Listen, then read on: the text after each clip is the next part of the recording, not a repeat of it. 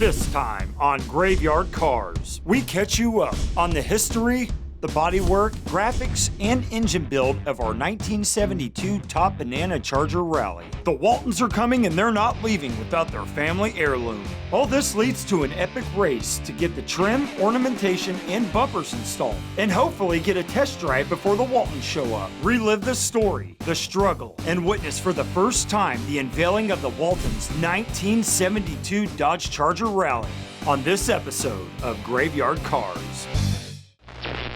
That car coming to get you, Barbara. The unburied dead are coming back to life. I'm Mark Warman, and together with the most critical man in the world, Darren Kirkpatrick, give me a gun! my son-in-law, Josh, Oh, yeah! and my best friend, Roy, Well, all right! we bring dead muscle cars back to life, to exactly the way they were on the day they were born, if we don't kill each other. Here. It's gonna be a bloodbath.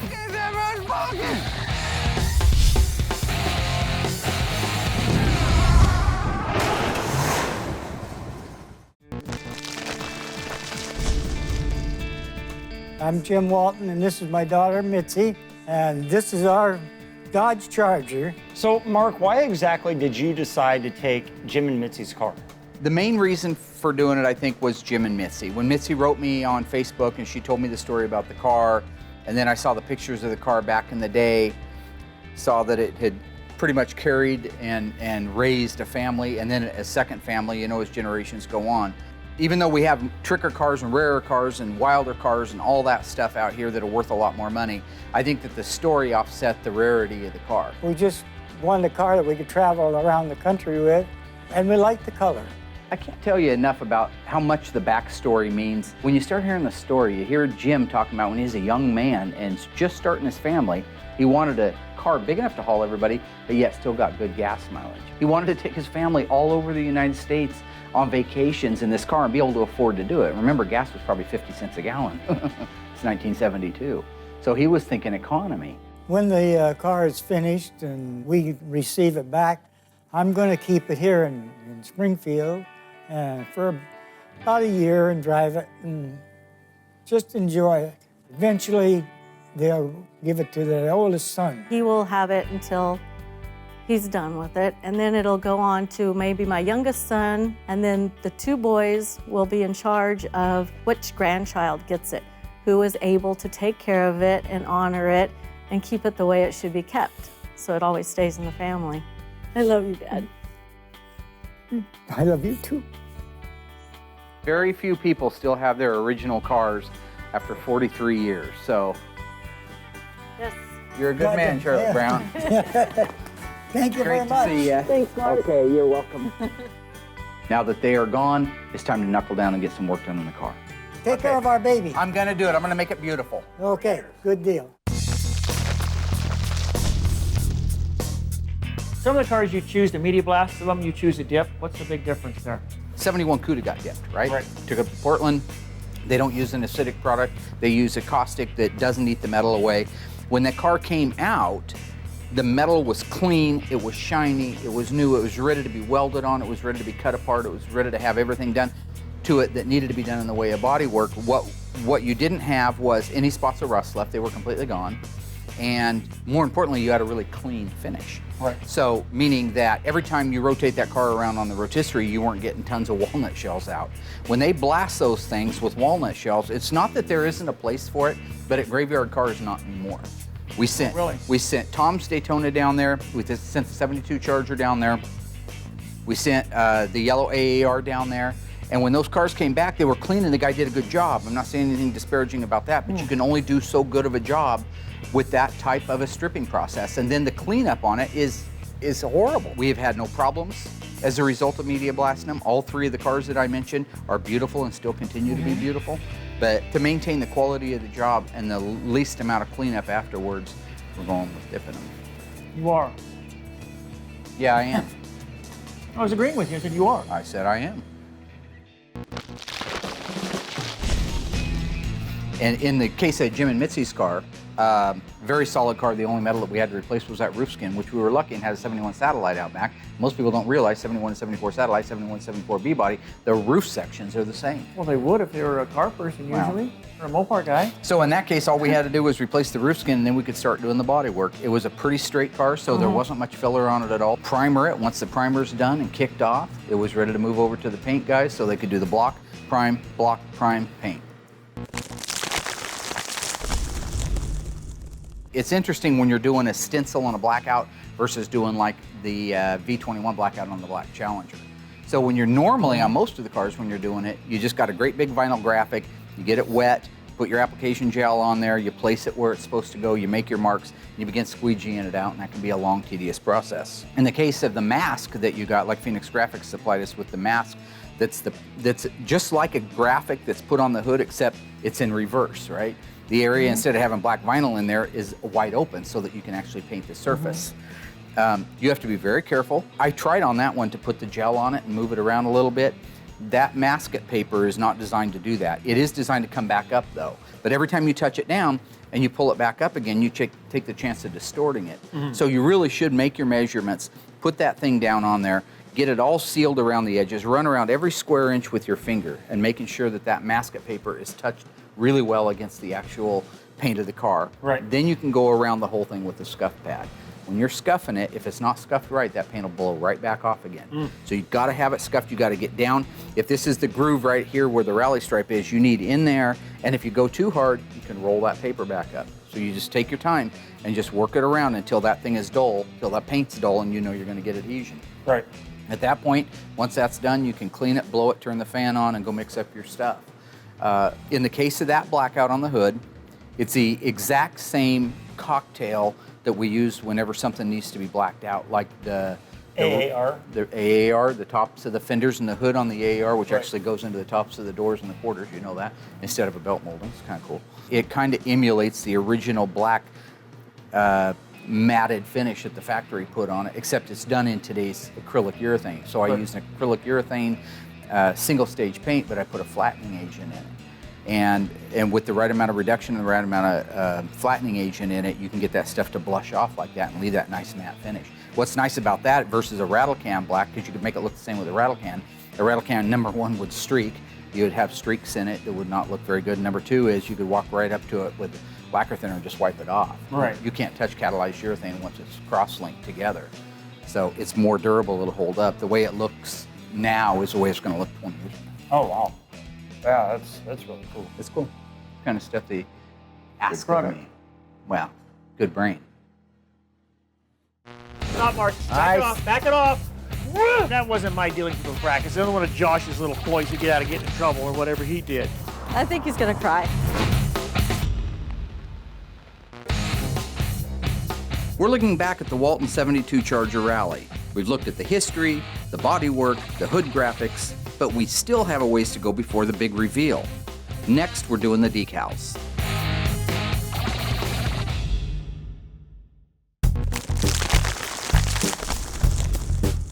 Time is starting to run out on the 72 Charger delivery date. The Waltons are going to be here to pick it up. We need to really light a fire under everybody and do as much multitasking as possible to get that car done on time.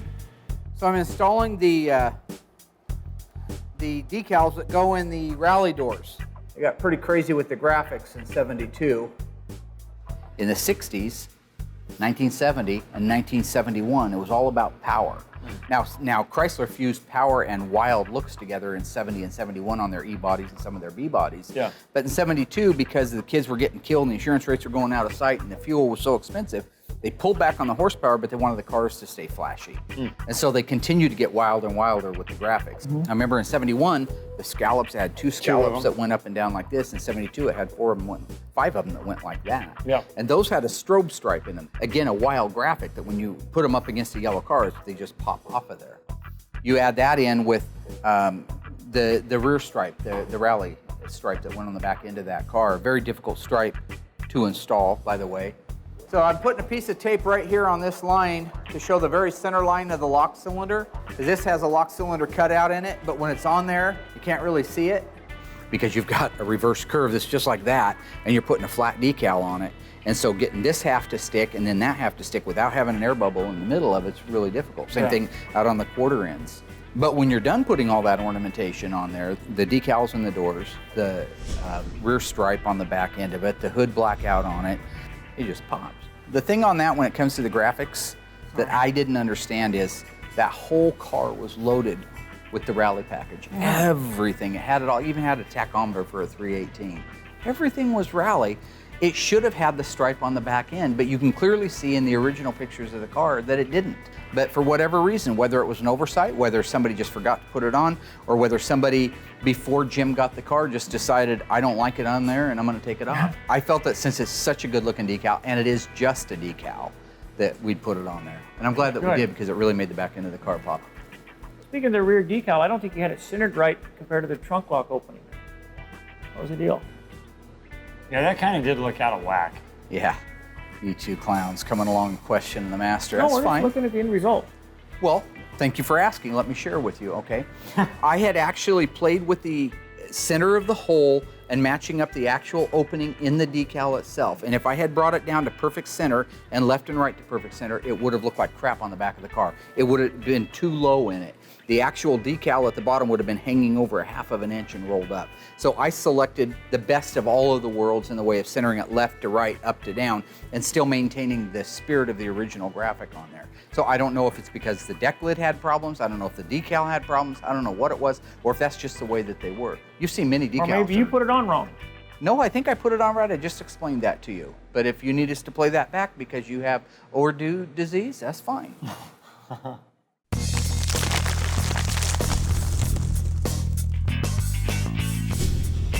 I just finished building the long block out for Mitzi and Jim's 72 Dodge Charger. All I've got left now are just the bolt-on things, the intake manifold, exhaust manifolds, timing cover, water pump. I recently had somebody ask me this question, and I was just asked it again. Why are we doing everything under one roof? Have you been around shops that do the mechanical under one roof, the body under one roof, all of the painting under one roof, the assembly under one roof? I mean, by everything being done under one roof, you control your destiny. You know where the cars are, you know where the parts are, you know what the end result is going to be, and you're in control of being able to deliver that. So that's why we do everything under one roof. I don't think many people do, but eventually I'd like to be able to do everything. I'd like to be able to make the nuts and bolts someday, but I don't think that'll happen. Good, huh? Wow. All right, so where I'm at now is the motor's basically put together. I just got to put the water pump and the harmonic balancer on it, and then I can roll it out, clean it down, mask a couple of ports off, and it's ready to paint. And when you're non-high performance, like this is just a 318 two-barrel, it doesn't go the Hemi orange. Typically, every engine you see us paint out there in the paint shop is Hemi orange, but this one actually goes the corporate blue. Somewhere around 71, 72, Chrysler was changing over. And so you started seeing that corporate blue come in. You saw it in the 7318, but you saw it by 71, it was on almost all the engines, except for I think the 440 was still orange. By 73, they were all corporate blue. So while it is a cool color, and I understand that they were just mainstreaming for it, I think that Chrysler was playing down the muscle and building up just the fact that it's a good car and it's a nice looking engine. But if you had a 69 440, it should be Hemi orange. If you had a 70, it should be Hemi orange. Depending on the year of the Hemi, they also had different colors. Did you know that? 66, 67 were different colors. Orange. And the air cleaners were also a different color from that. I'm surprised you didn't know all that. You didn't give us a chance to say it. Speaking of painting the engines, I noticed you were trying to replicate, was that like Wild Bill Hickok? Oh, yeah. Well, it's a style. You wouldn't understand because you'd be in there all nervous. You'd be like Waldo from the Hot for Teacher video with Van Halen, all nervous and shaking. I'm in there just spraying, doing my thing. I'm moonwalking around. I'm flipping it a couple of times. That's what you do when you're cool and you're chilled out. You're not all crazied out of your head. Yeah, but you're not cool. No, I was cool in second grade. $1,000 paint gun, $1,000 worth of material in the gun, you're twirling that paint gun and I'm moonwalking. So you're being careless with all the expensive equipment. That's exactly exactly you're being what careless he's doing. with Say it. what you want, the end result is perfect. No matter how you slice it, it comes up cool. Josh could paint the engine, no problem. I think we're gonna have a good day today at Graveyard Cars. The 318 is painted corporate blue and ready to go onto the K-member and the stand. Our goal today is to get the motor put onto the stand, build it out as much as we can with the parts that we have, and reunite it with the 72 Charger. What's your favorite part of the build then? I like putting together the whole entire front end. Having the engine. Holy sacred union. Yes, the engine to the K member, marrying the transmission to the engine, getting it installed. I would have to say it's one of the best parts of the whole thing because prior to that, it's just a car. Yep. It's just a body shell. It's just sitting there. But when you put that engine together with the transmission, all the pieces bolted onto it, the cooling lines, the fans, the hoses, the belts, the wiring harnesses, everything is on there. Marry that to the K member with all the suspension, upper and lower control arms, inner and outer tie rod ends. You know all the pieces that go on it. Once you're done that, it's ready to go in the car. You lower that car down around that engine and transmission, you raise it back up in the air with them together. For the first time, that's a car. You've got the heart. It's ready. And one of the things as we're working along there that I will say, even though he drives me crazy, is like in the gravel shield, right? He found that. I was in a hurry. I was moving along. I wasn't paying attention. But he actually knows enough to know stuff like that. Oh, inspection cover got to go on first. What cover? It goes over all this. Oh, you know what we forgot? Where's the shield? One of my better attributes is finding fault and mistakes as the others have made here at GYC. I guess that's actually a good thing. Mark, is this the only thing? That is it, yes. Okay. Because without that shield in there, you know, besides having rocks and gravel, it'd be a few pounds lighter too. Speaking of being lighter, how's your Weight Watchers doing? See, that's the problem right there. Can't you come up with anything better? What do you want me to say? I'm fat, okay? You're stupid. I can lose weight. You're still going to be stupid. We can be educated. You understand We can that? still be You can educated. still be stupid, though. No, we won't be stupid. No, you're pretty much stupid. True or false? In 1972, the Dodge Charger Rally scallops in the door went horizontally versus vertically in 1971. The answer coming up after the break. So, were the door scallops on the 1972 Dodge Charger Rally horizontal? The answer is true. In 1971, they went vertical and there were only 2 of them on the Charger RT. They had a solid black accent at the bottom of the scallop. In 1972, there were 5 horizontal scallops with a strobe stripe to accentuate the scallop on the door. Visit graveyardcars.com to learn more. We're revisiting the work on the 72 Charger Rally.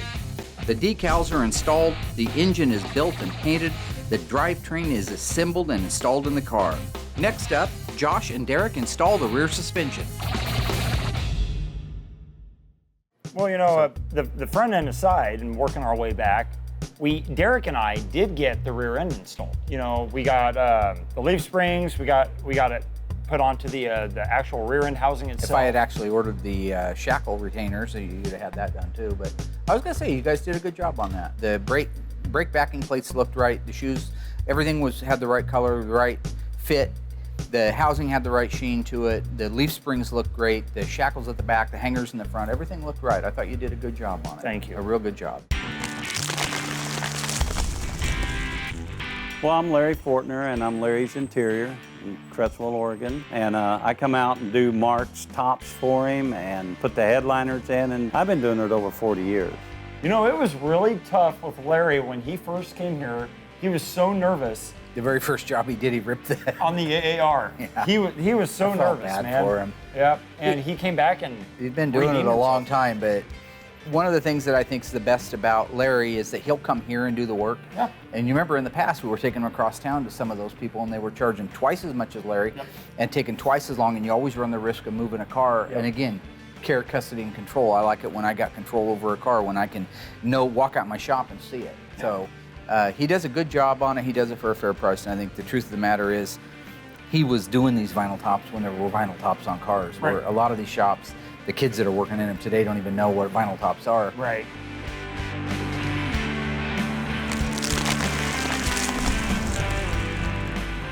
So this is the emblem that goes on the deck lid of the car.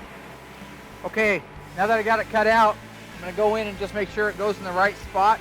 You know, when I looked at the original photos of that Dodge nameplate on the back, or the Charger nameplate, it was down on the right-hand side. And I've seen that many times. I mean, these were mass-produced cars. The guys didn't care. Like I say, a lot of them were like Darren, you know, they weren't Just really... put the emblem on it and get it over with. No, it's an emblem. Just put it on and go. No, because you want to emulate the way the factory did it. And if Maybe the they did factory it wrong. put it on crooked, they probably did. That could be some kind of inconsistency. Isn't this though, what from we're plant to talking plant. about? From plant to plant, though, was there some kind of You see inconsistency? a guy in line that killed himself, and the cops didn't frisk him, and he had a gun right here, and they got him in a little interrogation room, and they talked to him, and the cop goes out, and the guy just goes, shoot. The cop comes back in, the guy's dead in the chair. True story. They didn't call the ambulance up. The guy sort of sitting there shaking in the chair. Right. And that's why I put those emblems on the way I do.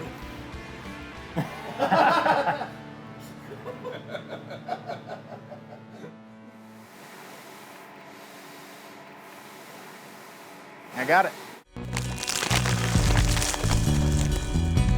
Okay, Josh, you did a good job putting the dash together. What do you remember what's the hardest part, do you think, of reassembling the dash with Derek and putting it in the car? You know, Derek and I worked together the whole entire process, and that made it go by a lot quicker. And, you know, him and I kind of hit a few roadblocks, but we just came in here to the books, Dave Wise's books, and got as much research as we could on it. How do you like connecting it? Because there is a bit of a balancing act there when you got that thing and you're anchoring it up into place. Right.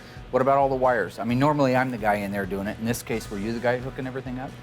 Or Derek and you both together? Yeah, Derek and I both did it. You know, he's trying to walk me through it. Each step of the way, Derek was telling me, this is what you have to do, this goes here, you know, and he was doing it very efficiently. Really? It took like 5 minutes, no joke, if that. I mean, it just went right in, we lifted it up, screwed in the screws up top, tightened the screws down in the door area, and it was Well, you did all that without fighting and infighting and calling each other bad names? Yeah. Wow. Coming at it from a different angle, I suppose.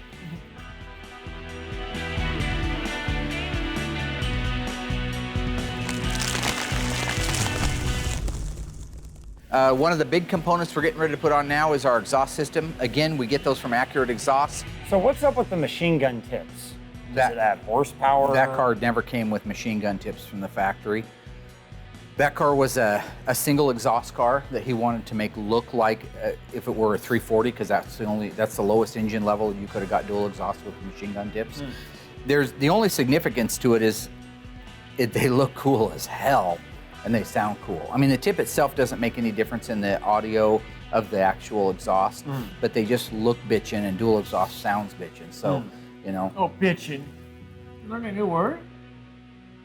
It's not benching. I'm not bench pressing anything. I said bitchin'. Nose is crooked. Nose is crooked. Yours is about to be. When you're having problems on a car, the best thing to do is walk away. I'm royalty. Stop, Mark. Back it off. Back it off. Right off the bat with Mitzi. She's bawling.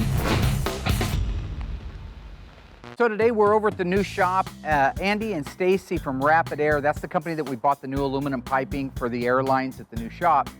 They flew out to give us a hand setting up the system and showing us just how easy it goes together. We have a product that is called Fast Pipe, and it's a compressed air system, very easy and fast to install. Just a perfect product for Mark's new shop. Basically, you cut the pipe to length, chamfer it, insert it into the fitting, make sure it's bottomed out all the way, hand tight. Okay. And then we use the spanner wrench to fully tighten. What used to be in shops is that you would have to use copper, which has gotten very, very expensive, or black pipe, which requires some skill with threading. One of the first things that Andy told me when I talked to him on the phone was how simple the system is to install. He was 100% right. Now that we got our Rapid Air airline system in, we went ahead and put up all of our Reelcraft reels, which are 75-foot retractable hose reels. This will keep the airlines off the floor. It'll keep everything sanitary and a lot more safe. The Waltons are coming for their 1972 Dodge Charger Rally. But before the big reveal, we're taking a look back at the journey the car's taken here at Graveyard Carz. We've recapped the history, the bodywork, the graphics, the engine, the suspension, the exhaust, emblems, dash, and top. Finally, it's time to get the motor running, because at the end of the day, they are going to want to drive the car.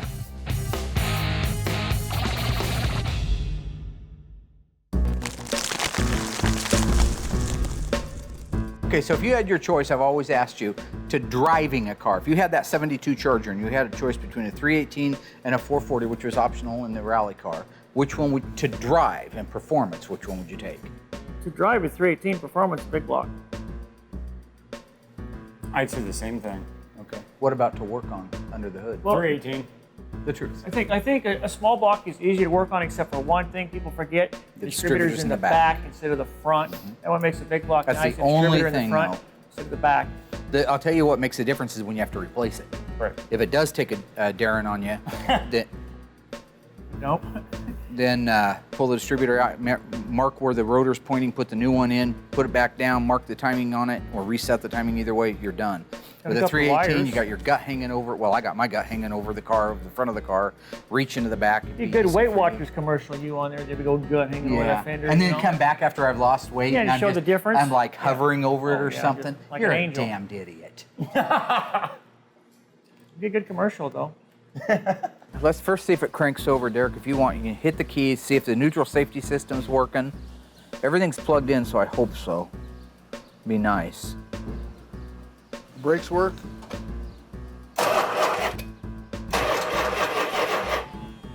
And of course, in retrospect again, the fact that it didn't want to start right up, because of the distributor and because of the spark plug orientation, we had the firing order off. That and Royal screwing up, not hooking up the fuel line on it, and just a multitude of problems, a dead battery. It's just better to start it on the run stand, sit there and listen to it, and then you know in the back of your mind you're out of the woods on that part of it. And that's what I said the first time I used it, and I fell apart from what I should have done. I went backwards on what I should have done, and I learned from it. So you're still an idiot. It's like ordering a burger instead of a salad. Backwards. Hit it.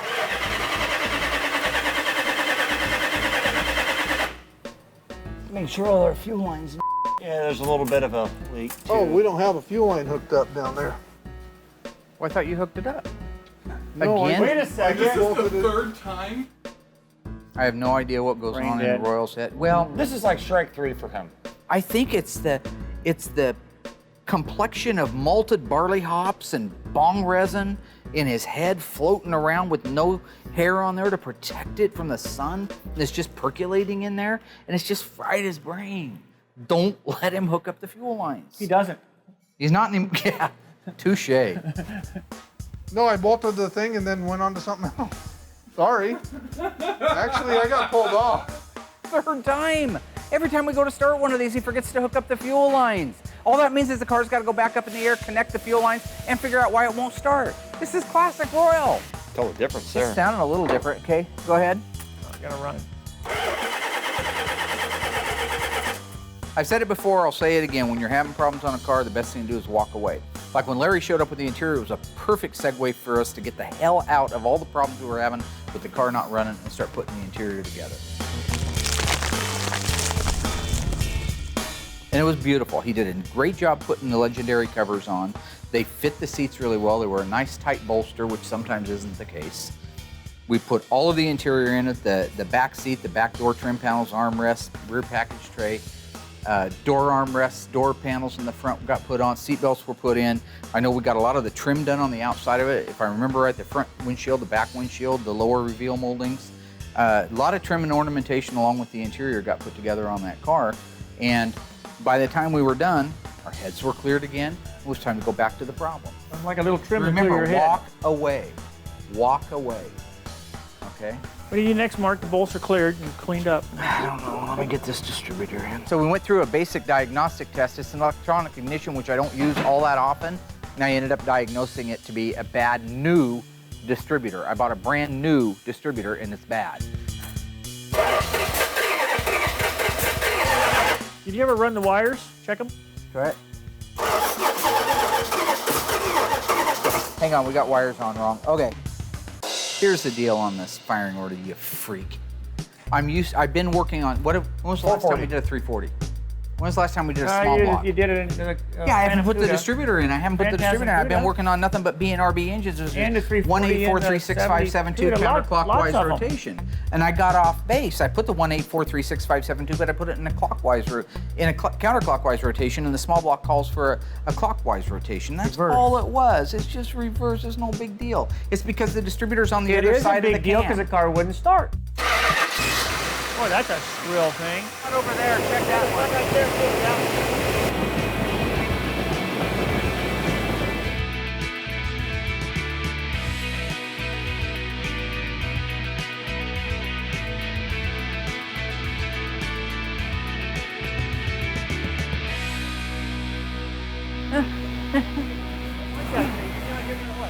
runs good. Really good. That's good. In 1970, Chrysler introduced a yellow, FY1. On Dodge products, it was called Top Banana Yellow. What was it called on the Plymouth lineup? Was it Lemon Twist, Lemon Drop, or Lemon Peeler? The answer coming up after the break. So what did Plymouth call their FY1 paint code starting in 1970? The answer is Lemon Twist Yellow.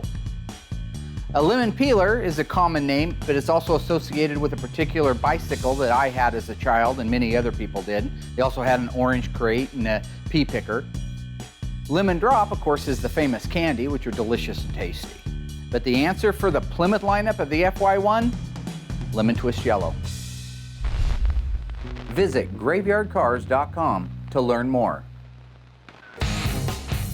We've recapped the restoration of the Walton 72 Charger Rally. After the interior got installed and the engine fired up, all that's left before the big reveal is the ornamentation, if Darren doesn't lose anything.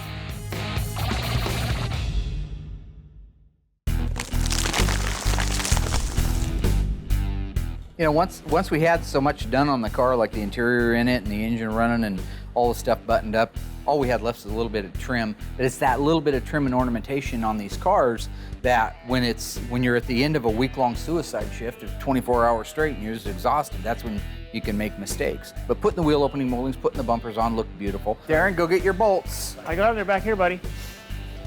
Back where? Back there. That's why I said to go get them. Oh well, I couldn't get past you, Mark. I'm not a bird. Okay, hang on a second. Okay, we're gonna go up and in.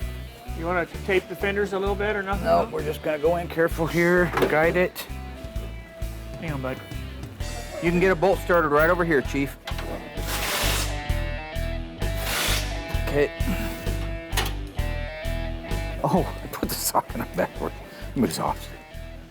What, Darren, while I'm down here? Stop, Mark. Back it off. Back it off. I told you I was, you. Go ahead, buddy. Don't you shut up, you gorilla. Go back to your cage. You are. I don't make okay? I burn it. Mark, come on. That's cool. These two brackets here. That's the upper ones? Yeah. Does this need to be cleared? And yes, yeah. Probably yes. Well, they were down here. They're these right here. Where are they at? They hang in somewhere, maybe? What do you need? We're looking for a pair of these that should be painted right now. You know, Mark, a lot of times you say I'm the culprit when things get lost. Why do you always blame me? I'm not the one that loses this stuff most of the time. With all due respect, I have seen you walk up to my toolbox, get a screwdriver, walk out into the yard, walk back in a couple of minutes saying, hey, I need a screwdriver. And I'll say, well, what happened to the one that was in your hand? I don't know, I can't find it. That's 2 minutes, elapsed time. Sorry. That bracket right there, we had them off, we painted them. These aren't dim, but I'm sure they're gonna need these sometime. These aren't dim, but you guys are probably gonna be looking for these soon, right? Well, that's the upper ones. Okay. Josh, have you seen a pair of brackets, gloss black brackets? Were those the ones that Darren was mocking me about that are back behind the car, this CUDA here on the ground on the cardboard? If there's something that Darren was mocking you about and I just asked him and he hasn't seen them, I'm going to kill him. I don't know where they are, bud. Darren! What? What in the living Sam hell is wrong with you? What did I do? You were teasing Josh about the very brackets I was just asking you about. No, I teased you about something else, about the paint. Darren, no. You seem to be getting worse about me pointing something out to you and you saying you've never seen it, but yet it's in your hand or it's in front of you. Is there something that's happening on a more frequent basis with you where you're doing that? Only my doctor would know for sure. Well, no, I'm being serious. I don't know if it's part of a game that you're playing There's no because game. It's the most amazing stuff you come up with that you convince people to feel sorry for you. I don't know if you're trying to set the stage now for maybe like Alzheimer's, pull the Alzheimer's card on us, which would allow you to be able to take stuff, not put it back. Wait, that's my thing. Did you know that there's only one letter in the alphabet that's not in the periodic table of elements? Tough. That wasn't what I was after, though, the brackets. Did you know they were there? No, I didn't know they were there. I didn't put them there. I never saw them. What were you talking about down here? There was something else he put down there I had to get. Were they next to the brackets? No, they were over. It was over here. Way all the way over there, the 3 inches over to the right, and you didn't see the brackets? Son of a bitch. Chair versus seat versus Darren. He needs to go to a, you see One Flew Over the Cuckoo's Nest, didn't you? Where Nicholson goes up, that was shot in the Oregon State Mental Institution. And that wasn't my dealings with those brackets. Another one of Josh's little ploys to get out of getting in trouble or whatever he did. Great-grandpa Ewok. Now, was he originally an Oregonian? I don't know. I'm not Your original originally from grandpa? here. You know, sometimes you'd be really disappointed. The further back that you dig, the more shit you dig up. Not my family. I come from royalty. Bullshit. Warman is royalty. I looked it up. We come from we're like 4 descendants from the King of England. Okay, I'm at the head of the scrotum pole. You guys are all the way down here. Scrotum You're my little pole? testes. What? Yeah.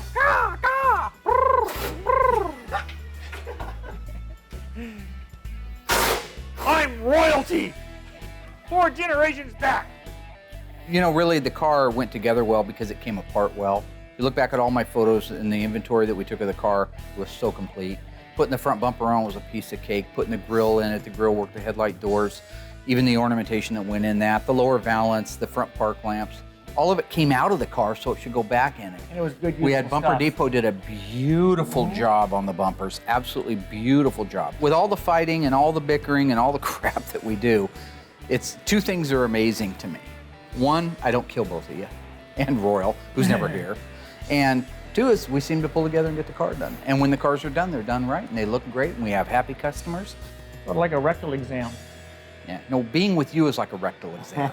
It's the equivalent of a rectal exam. I would rather have a rectal exam. I would rather have him shove the Hubble telescope up my than spend an hour in a car with you. Okay. We've been planning this for years. It was my mom's car, and I brought a picture of my mom. Right off the bat with Mitzi, she's bawling. It's beautiful. After the body, paint, decals, drivetrain, dash, top, and a couple of hiccups with the engine, the Walton 72 Charger Rally gets the Graveyard Carz stamp of approval. And hopefully, the Walton stamp of approval.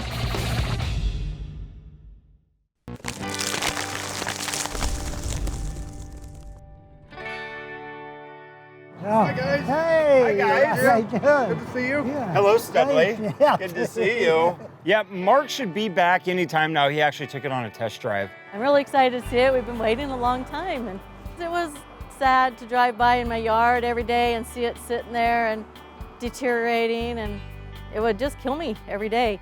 So to see it all put together and back to normal and drivable, and can't wait to take it to some shows. And my dad's 84th birthday is on the 22nd in a couple days. So that's very special too. And it was my mom's car, and I brought a picture of my mom. We've been waiting quite a little while, and we've been planning this for years. I think he's gonna cry. I think we all are. It's meant a lot to him over the years. My mom and dad and him spent a lot of time just traveling and going places in it. And yeah, I think he's gonna be pretty excited, and he's been very excited. I'll tell you about cutting it to the wire. There's nothing more scary, more nerve-wracking, but a bigger reward than out doing the driving of the car for the very first time, then pulling in and seeing the whole family, a whole tribe of Waltons. Walton's Mountain right there in our front parking lot. Yeah. Ooh. Oh, look at that thing. Oh. I don't think Hunter's ever seen this. Look at it, Hunter. Oh. Oh my God, it's beautiful. Ta-da! That's better than Oh my new. God. So beautiful. Hi, everybody. I pull up. I know it's kind of an emotional moment, so I'm thinking I don't want to lock eyes. I do, right off the bat with Mitzi. She's bawling. Jim's all teared up. How do you like your tires? That's great. It looks good, doesn't it? Yeah. Like back in the day when I What do you remember think, beautiful? It's absolutely beautiful. Good. You know, it hasn't been this bright for a long time. Being able to see their reaction when the car first pulled up, you know, I didn't realize what I was in for. What's it all about? You know, bam, all of a sudden, they're all crying. What man can't say that it would bring a tear to their eye to see somebody that happy? That guy had desert for eyes. Everybody around here was looking for a Kleenex, and it looked like he needed Visine. The Waltons are good people. It's one of my favorite families that we've worked on any of the cars for. Very emotional family, very close family. It was nice. Great. It's beautiful. And so when you look out there and you see Jim and Mitzi and the kids and the grandkids all in that car and hovering around it and water in the eyes, knowing that their dream has come back around and it's true and that they're going to enjoy this car for another 40 years, as a person it makes you feel good. It's a very rewarding feeling. The radiator's been reconditioned, brand new AC condenser. All the pipes for the AC are completely restored or reconditioned. The hoses are all replica original. And look at that thing purr. Yeah. Step on the gas a little bit. How do you like those tips? Oh my God, those are great. See the holes in them? Yeah, holes. Great. God, he got a lead foot. He crazy. Yeah, he's crazy. Wow, that looks new. I think it sounds good. It does sound good, yeah. But it was cool. The car did perform well. The car ran good. It tracked good. I felt good about handing it over to Jim and Mitzi and the family. And so for me, the big payoff, of course, is we didn't have any functional problems with the car. And at the end of it all, we had 2 really happy customers and a whole happy group of They all Waltons. just piled in there, carloads of them. Papa, let's get a ticket in this thing. That's right.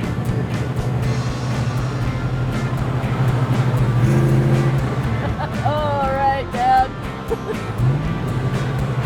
I'm still in second gear again.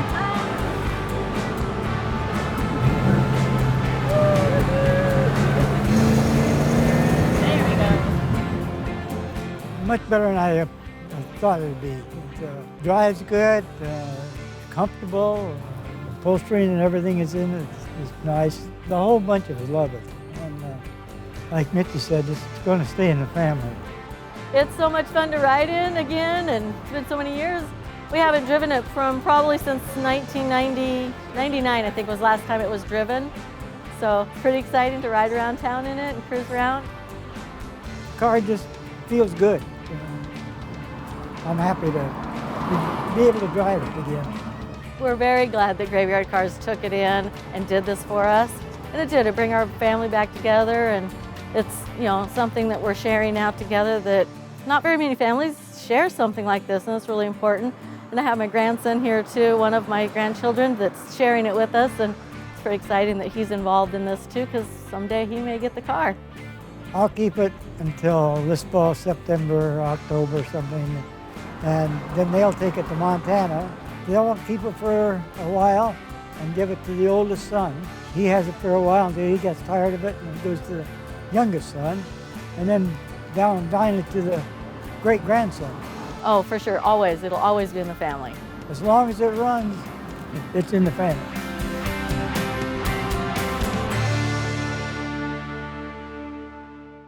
Next time on Graveyard Carz, we're all hard at work on the 1970 Plymouth Superbird. Derek hooks up the headlights, Larry installs the headliner, and we bolt up the engine, transmission, and drivetrain. The bodymen finish up mudwork, paint, and assembly on the 1970 Charger RT collision repair. Mark bolts on the manifolds and paints the 383 engine for Cook's 1970 Barracuda convertible. And with Mark as my accomplice, I commit grand larceny. On the next episode of Graveyard Carz.